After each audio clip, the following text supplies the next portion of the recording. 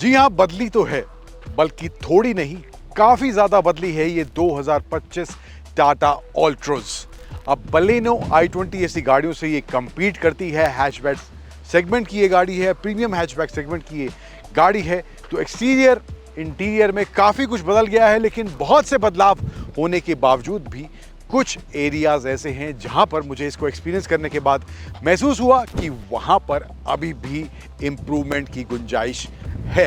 तो आज इस 2025 ऑल्ट्रोज के बारे में बात करेंगे, क्या बदला है, क्या नया है, क्या फीचर्स ऐड करे गए हैं और इन टर्म्स ऑफ ड्राइव कैसी है ये नई टाटा ऑल्ट्रोज 2025 चलाने में, सब कुछ जानने को मिलने वाला है आपको इस वीडियो में। नमस्कार, स्वागत है आप सभी का टाइम्स ड्राइव में। मैं हूं अंकुर तनेजा। शुरुआत करते हैं इस टाटा ऑल्ट्रोज 2025 के रिव्यू की।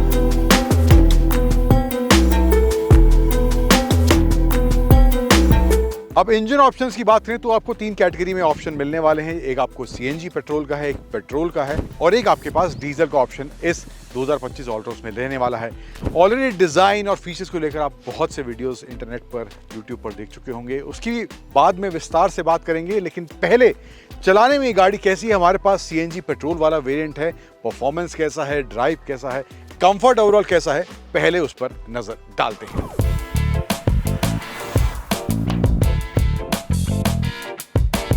अब परफॉर्मेंस पर आते हैं तो परफॉर्मेंस इनिशियली जो है बहुत ज्यादा तेज तर्रार आपको महसूस नहीं होगा, बहुत ग्रेजुअली पेस पिकअप करती है गाड़ी। लेकिन बाद में जो आप थोड़ा 3000 आरपीएम के आसपास जाते हैं तो वहां पर परफॉर्मेंस जो है या पावर जो है अच्छा खासा इंजन से निकलता है और वहां पर इसका ये पेट्रोल इंजन अच्छा पावर डिलीवर करता हुआ दिखाई देता है। और सीएनजी और पेट्रोल में स्विच करने के बाद भी बहुत ज्यादा फर्क आपको इसके इंजन पावर डिलीवरी में देखने को नहीं मिलेगा। तो वो भी काफी अच्छे से टाटा ने अपने सीएनजी वाले वेरिएंट में मेंटेन किया है कि परफॉर्मेंस दोनों ही माहौल में आपको बैलेंस देखने को मिले। और उसके साथ साथ इस सेगमेंट में जो और गाड़ी हैं वहां पर कुछ हद तक अगर आप इंजन को ज़्यादा पुश कर रहे हैं तो इंजन थोड़ा स्ट्रेस पे ज़्यादा दिखाई देता है। लेकिन यहाँ पर जो है इसका ये रिवर्ट्रॉन इंजन है, पेट्रोल इंजन जो है ये पावर डिलीवरी अच्छा देता है। और साथ ही साथ अगर आप तेज़ भी गाड़ी को चला रहे हैं, हाईवेज पर चला रहे हैं, तो वहाँ पर भी इंजन जो है स्ट्रेस में आता हुआ नहीं दिखाई देता। अच्छी पावर डिलीवरी वहाँ पर भी हाईवेज पर देखने को मिलती है टाटा ऑल्ट्रोज के इस पावर ट्रेन कॉम्बिनेशन के साथ। अब इशू जो मुझे लगा है इसके इंजन को लेकर वो है नॉइस लेवल्स का। रिफाइनमेंट लेवल्स की बात करूं तो सेगमेंट में जो और गाड़ियां हैं तो वहां पे रिफाइनमेंट लेवल्स जो है बेटर है compare to this engine of this Tata Altroz. और ये चीज जो है मुझे थ्रू आउट ड्राइव के दौरान महसूस हुई कि कैबिन नॉइज जो है, ओवरऑल रिफाइनमेंट जो है इंजन का, वो बेटर अभी भी होना बाकी है और वहां पर टाटा को वाकई में काम करने की जरूरत है। अब जो इसका 5 स्पीड का गियरबॉक्स है वो भी मैं कहूंगा कि स्मूथेस्ट नहीं है। अगर बात करें सेगमेंट की और गाड़ियों की तो वहां पर भी और better options in terms of gearbox या स्मूथनेस की बात करते हैं। सेगमेंट में जो दूसरी गाड़ी हैं वहां पर आपको थोड़ा better smooth operation in terms of gearbox भी मैनुअल की बात करें तो देखने को मिलने वाला है कंपेयर टू टाटा ऑल्ट्रोज। अब हैंडलिंग की बात करें तो स्टीयरिंग रिस्पांस अच्छा है, शार्प है, वहां पर कोई दिक्कत मुझे गाड़ी के साथ महसूस नहीं। एंड थोड़ा कभी अगर आप हाई स्पीड पर चला रहे हैं और आपको थोड़ा सा अचानक टर्न लेना पड़ गया, शार्प टर्न लेना पड़ गया, तो वहां पर भी गाड़ी का जो बैलेंस है अच्छा देखने को मिलता है। गाड़ी प्लांटेड फील होती है, सड़क से सट कर चलती है। अब आते हैं कंफर्ट वाले फैक्टर पर। सस्पेंशन सेटअप और जो सीट का कॉम्बिनेशन है वहां पर एक बहुत ही अच्छा, कहूं कि सेगमेंट बेस्ट कॉम्बिनेशन मुझे इस टाटा की ऑल्ट्रोज में देखने को मिलता है। अब्जॉर्प्शन पावर सस्पेंशन में अच्छा है, सीट्स की जो कुशनिंग है वो भी काफ़ी अच्छी है और जो अब एक्स्ट्रा थाई सपोर्ट वाला एलिमेंट ऐड करा गया है सभी सीट्स में तो वो भी ड्राइव को जो है एक अच्छी ड्राइव जरूर बनाता है। और ब्रेकिंग को लेकर भी कोई इशू मुझे इस 2025 ऑल्ट्रोज में देखने को नहीं मिला है। अब डिज़ाइन पर आते हैं तो फ्रंट फेस आप देखेंगे, साइड प्रोफाइल देखेंगे, रियर भी मैं आपको दिखाऊंगा तो बिल्कुल ही बदल गया है। कुछ पुरानी ऑल्ट्रोज वाला एलिमेंट नहीं है। ओवरऑल जो फ्रंट फेस है पूरा बदल गया है। यहाँ पे आपको हेडलैम्प्स वगैरह मिल जाते हैं, डीआरएल दिए गए हैं, पियानो ब्लैक फिनिश है एंड नीचे जो बम्पर का डिज़ाइन है वहाँ पर भी चेंजेस देखने को मिल रहे हैं। इसके अलावा जो है साइड प्रोफाइल में आए तो यहाँ पर जो है आपको 16 इंच के व्हील्स जिसमें मिलते हैं। वेरिएंट टू वेरिएंट डिपेंड करेंगे, वो व्हील्स के साइज़ के हैं। 15 इंच का भी रहने वाला, लेकिन टॉप जो वेरिएंट है वहाँ पे 16 इंच के आपको प्रोफाइल के व्हील्स मिलने वाले हैं। अलॉय व्हील्स का डिज़ाइन भी बदल गया है। अब साइड में एक और जो बड़ा बदलाव हुआ है, यहाँ पे आपको ये फ्लश डोर हैंडल्स मिलेंगे। बॉडी में ही यानी कि डोर में ही इंटीग्रेट कर दिए गए हैं तो काफ़ी नीट एंड क्लीन अब ओवरऑल पहले से लग रही है। इस वाले डोर हैंडल के साथ एक एलिमेंट ये होता है कि आपका जो प्रोसेस है दरवाजे को खोलने का वो 2 स्टेप में चला जाता है। अगर बाहर की तरफ होता तो आप एक ही बारी में खोल लेते उसको, लेकिन यहाँ पर आप पहले इसको ऐसे प्रेस करेंगे, फिर आपको इसको ऐसे खोलना पड़ेगा। तो 2 स्टेप का प्रोसेस हो गया, पहले 1 स्टेप का था। आप बताइएगा, डिज़ाइन में अच्छा लग रहा है तो, लेकिन प्रोसेस के हिसाब से what do you think about this door handle? हालांकि ऑटोमेटिकली अगर ये पॉप आउट हो जाता तो वहाँ पर कन्वीनियंस थोड़ा बेटर रहता, बट अभी फिलहाल कुछ ऐसा मामला है। एंड पीछे का डोर हैंडल भी पहले की तरह ही यहाँ पर ऊपर की तरफ इसमें दिया गया है दूसरी रो को एक्सेस करने के लिए। साइड प्रोफाइल भी आप जो मैं कह रहा था देखेंगे बिल्कुल चेंज हो गई है। जो डिज़ाइन एलिमेंट्स हैं, जो लाइन्स हैं, क्रीजेज हैं, वो भी बदल गई है। और जो ORVM है साइड में, ये भी चेंज हो गया, क्योंकि अब इसमें आपको 360 डिग्री कैमरा व्यू का ऑप्शन इस 2025 ऑल्ट्रोस में दिया जा रहा है। ड्यूल टोन कॉम्बिनेशन का भी ऑप्शन रहने वाला है, मोनोटोन का भी रहेगा। एंड यहाँ पे ऊपर भी आपको अब शार्क फिन एंटीना इसमें मिल रहा है, जो कि पहले इसमें नहीं था। अब रियर में आपको कनेक्टेड टेल लाइट इसमें मिल रही है, LED सेटअप है पूरा यहाँ पर। एंड यहाँ पे टाटा की badging, reverse parking camera, and इसके नीचे यहाँ पे बूट को ओपन करने का ऑप्शन दिया गया है। ऑल्ट्रोस की बड़ी सी बैजिंग, और ICNG वाला वेरिएंट है तो वो बैजिंग मिल जाती है। सेंसर्स आपको पीछे मिल जाते हैं, यहाँ पे 2 सेंसर्स दिए गए हैं। एंड रियर का जो बम्पर का डिज़ाइन है, जो कलर कॉम्बिनेशन है, वो भी पहले से चेंज हो गया। पहले जो है पूरा बॉडी कलर आता था, लेकिन यहाँ पे अब ब्लैक और यहाँ पे बॉडी कलर कॉम्बिनेशन दिया गया, जो कि फ्रंट में भी हमने देखा था।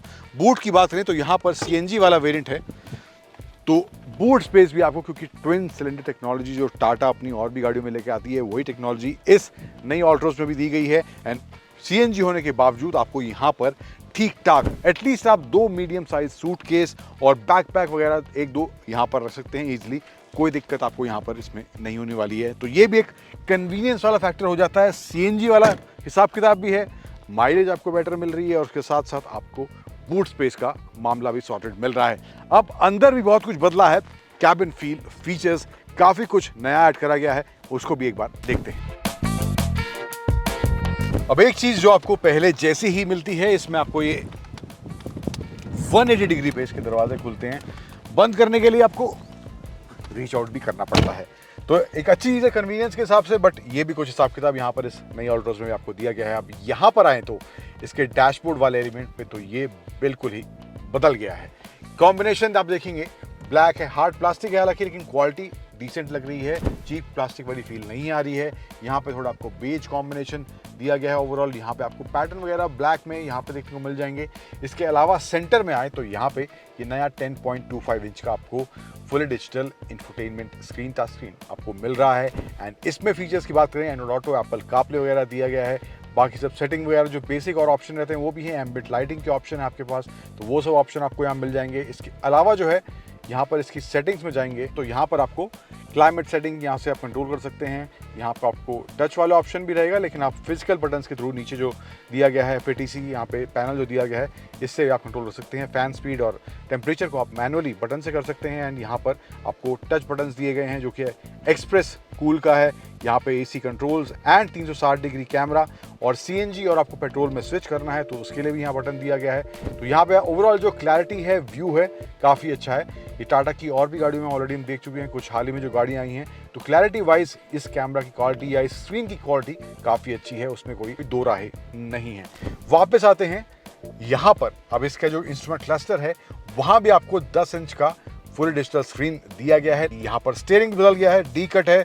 एंड यहाँ पे नया आपको पैनल मिलेगा। एंड यहाँ पे नीचे की तरफ आए तो यहाँ पे आपको वायरलेस चार्जिंग मिल जाती है, 2 USB चार्जिंग पॉइंट्स, 12 वोल्ट का सॉकेट। यहाँ पे आर्मरेस्ट दिया गया है स्लाइडेबल, थोड़ा सा यहाँ पे सामान रखने की जगह है, थोड़ी सी है, बहुत ज़्यादा नहीं है। एंड 2 पॉकेट्स वगैरह में भी अच्छा खासा स्पेस आपको 1 लीटर की बॉटल के हिसाब से यहाँ पर मिलता है। सनरूफ जो है वो भी यहाँ पर मिल रही है आपको, सिंगल पेन रूफ है। एंड ये जो है आप वॉइस कमांड के थ्रू भी ऑपरेट कर सकते हैं, यानी कि मैं बोलूंगा प्लीज ओपन सनरूफ, तो कुछ ऐसे आप वॉइस कमांड के थ्रू ऑलरेडी हम बहुत सी गाड़ियों में देख चुके हैं, लेकिन अभी आपको इस ऑल्ट्रोस में भी मिल गया है। यहाँ पर सीट्स पर आते हैं तो सीट्स का भी आपको जो ओवरऑल पैटर्न है, पैडिंग वगैरह थोड़ी सी चेंज मिलेगी। यहाँ पर स्पेशली जो थाई सपोर्ट वाला एरिया है, यहाँ पर ये एक्स्ट्रा कुशनिंग दी गई है to provide you better thigh support in this new Altroz. Fabric seats हैं, लेदर सीट्स का ऑप्शन नहीं, हालांकि सीट कवर वाले लेदर का आपके पास ऑप्शन रहने वाला है, वो एज एन एक्सेसरी आप ले सकते हैं, लेकिन जो एज स्टैंडर्ड सीट्स आने वाली हैं वो फैब्रिक में हैं। अब पिछली कतार में चलते हैं, वहां पर मामला कंफर्ट को लेकर कैसा है, क्या फीचर्स वहां पर हैं, उनको भी एक बार दिखाते हैं। अब सेकेंड रो में लेग रूम यहाँ पर ठीक ठाक है। थाई सपोर्ट अगेन जो एड फ्रंट सीट्स में हुआ है कुशनिंग को लेकर, जो थाई सपोर्ट की पैडिंग एक्स्ट्रा दी गई है वो रियर में भी यहाँ दोनों जगह आपको देखने को मिलेगी। हेडरूम की बात हालांकि मैं करूँ तो यहाँ पर 5'9" मेरी हाइट है, उसके हिसाब से मुझे ऐप लग रहा है, कोई यहाँ पर मुझे दिक्कत हेडरूम को लेकर नहीं हो रही है। लेकिन कोई अगर 6 फुट के आसपास है, 5'11", 6 फुट के आसपास, तो उनके लिए मामला थोड़ा तंग ज़रूर हो सकता है। आर्मरेस्ट यहाँ सेंटर में दिया गया है, इसको हटाते हैं। देन ये आर्मरेस्ट यहाँ पे दिया गया है, wide enough for both the rear passengers. यहाँ पे आपको कप होल्डर्स मिल जाते हैं।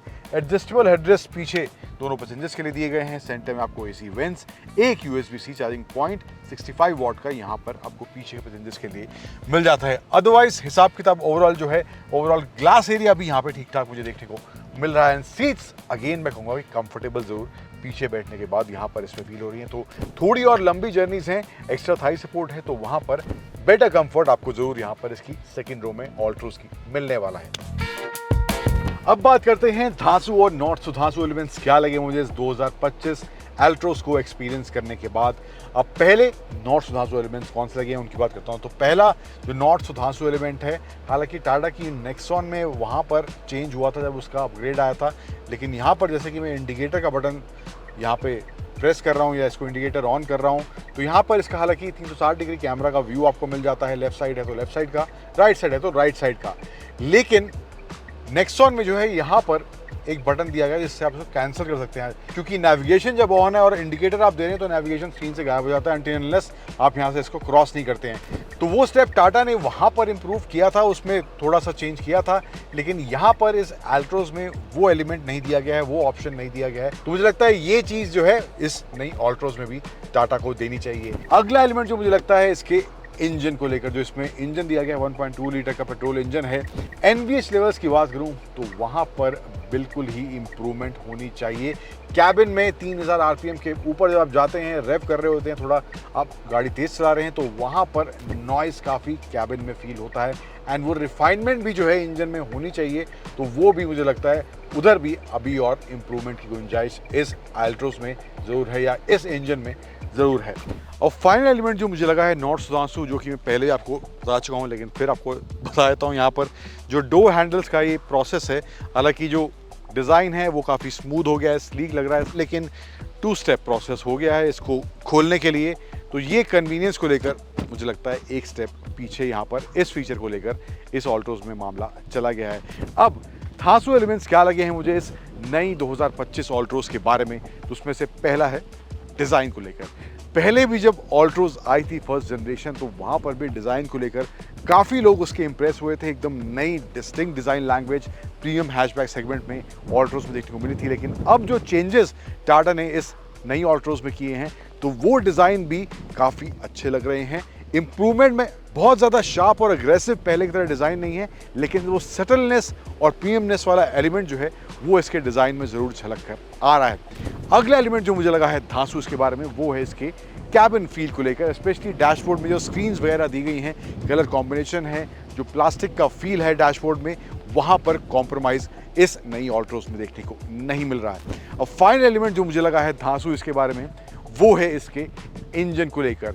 रिफाइनमेंट और NVH में हालांकि इंप्रूवमेंट की गुंजाइश है, लेकिन इंजन जो है स्ट्रेस में आता हुआ नहीं दिखता है अगर आप उसको ज़्यादा पुश भी कर रहे हैं। तो वो एलिमेंट मुझे इस पेट्रोल इंजन में अच्छा देखने को मिला है इस नई ऑल्ट्रोज के अंदर।